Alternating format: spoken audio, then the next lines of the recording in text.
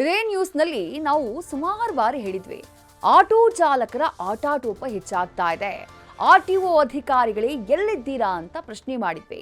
ಸದ್ಯ ಲೇಟ್ ಆಗಿ ಎಚ್ಚೆತ್ತುಕೊಂಡಿರುವಂತಹ ಅಧಿಕಾರಿಗಳು ರೋಡ್ಗಿಳಿದು ಬಾಲ ಬಿಚ್ಚಿದ್ದಂತಹ ಆಟೋ ಚಾಲಕರಿಗೆ ಚಳಿ ಬಿಡಿಸಿದ್ದಾರೆ.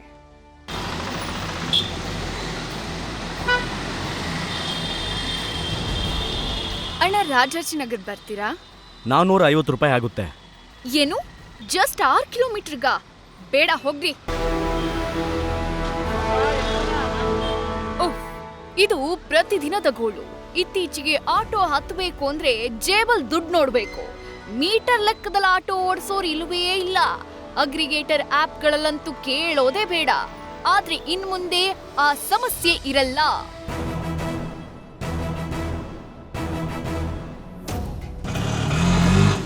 ಬೇಕಾಬಿಟ್ಟಿ ರೇಟ್ ಹೇಳ್ತಿದ್ದ ಆಟೋ ಚಾಲಕರಿಗೆ ಶಾಕ್. ಆಟೋ ಸೀಸ್ ಮಾಡಿ ಕಾನೂನು ಪಾಠ ಹೇಳಿದ ಆರ್ಟಿಒ.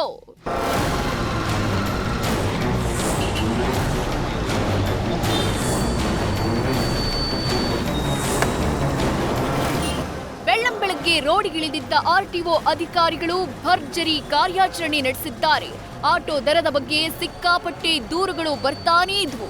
ಹೀಗಾಗಿ ಇದಕ್ಕೆ ಕ್ಲೈಮ್ಯಾಕ್ಸ್ ಕೊಡೋಣ ಅಂತ ಬಂದಿದ್ದ ಅಧಿಕಾರಿಗಳು ದುಪ್ಪಟ್ಟು ದರ ವಸೂಲಿ ಮಾಡ್ತಿದ್ದ ಸುಮಾರು 15ಕ್ಕೂ ಹೆಚ್ಚು ಆಟೋಗಳನ್ನ ಸೀಸ್ ಮಾಡಿದ್ರು. ಕಾನೂನು ಉಲ್ಲಂಘನೆ ಮಾಡ್ತಿದ್ದ ಅಂದ್ರೆ ಲೈಸೆನ್ಸ್, ಆರ್ಸಿ ಇಲ್ಲದ 100ಕ್ಕೂ ಹೆಚ್ಚು ಆಟೋಗಳನ್ನು ವಶಕ್ಕೆ ಪಡೆದ್ರು.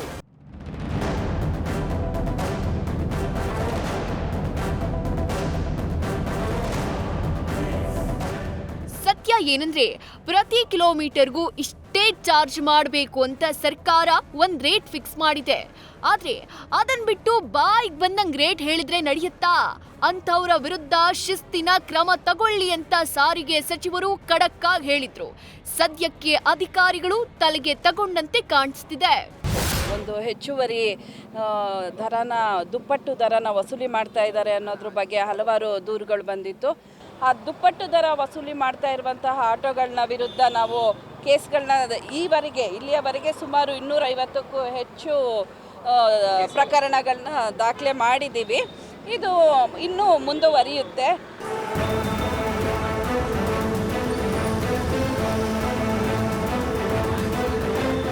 ಒಟ್ನಲ್ಲಿ ಆರ್ಟಿಒ ಅಧಿಕಾರಿಗಳು ಕೊನೆಗೂ ಅಲರ್ಟ್ ಆಗಿದ್ದು, ಬಾಯಿಗೆ ಬಂದಂಗೆ ರೇಟ್ ಹೇಳೋ ಚಾಲಕರಿಗೆ ಬಿಸಿ ಮುಟ್ಟಿಸುತ್ತಿದ್ದಾರೆ. ಇನ್ಮುಂದಾದ್ರೂ ಈ ಹಗಲು ದರೋಡೆಗೆ ಬ್ರೇಕ್ ಬಿದ್ದು ಪ್ರಯಾಣಿಕರು ನೆಮ್ಮದಿಯಿಂದ ಓಡಾಡಬಹುದಾ? ನೋಡೋಣ. Bharat news first, Bengaluru.